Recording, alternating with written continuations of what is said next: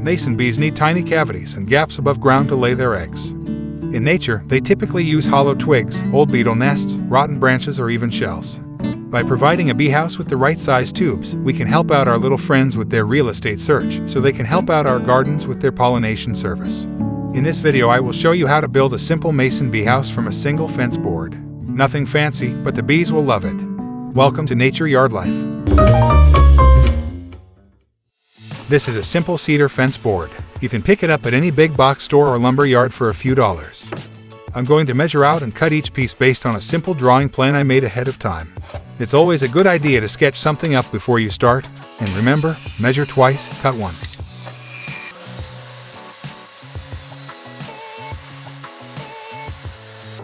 Here, I'm going to put an angle on each side board. This will allow the roof to slant forwards, just in case any rain gets to it. Really though, these mason bee houses should be installed under covered areas facing in an eastern direction.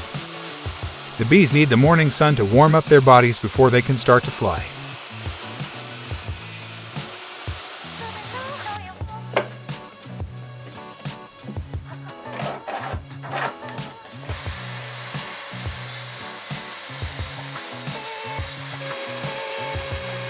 These cuts are for the floor, back, and little shelf inside. Just cleaning up these rough cut edges.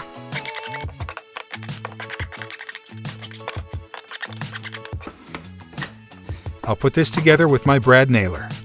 Screws are an option if you prefer. Sides and back first.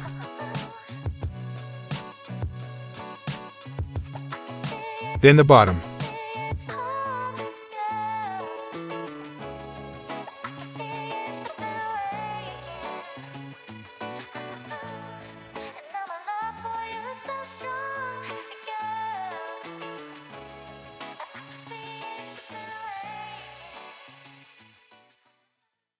Next is the little shelf divider.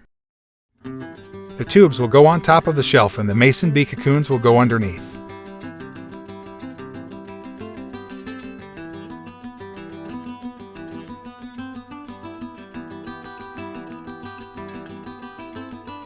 Final piece is the roof. It has an overhang all the way around.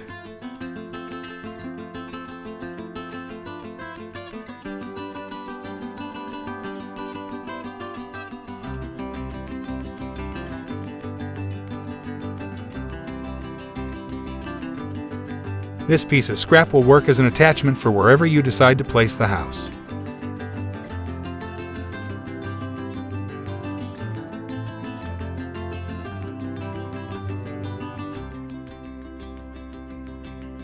I'm going to create a bevel around the top and soften up all the other edges.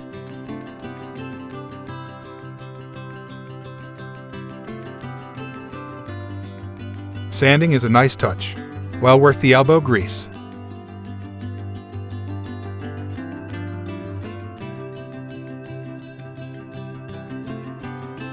Once the house is complete, it is time to fill it with some tubes. I prefer to line my tubes with paper so I can reuse them every year, but it is not a requirement. I find that using an old jar lid is ideal for depositing the cocoons under the shelf divider. Additionally, these lids prevent the cocoons from falling out whenever it gets a little windy. Well folks, I hope you've enjoyed the video and found it informative. Thanks for watching and please subscribe.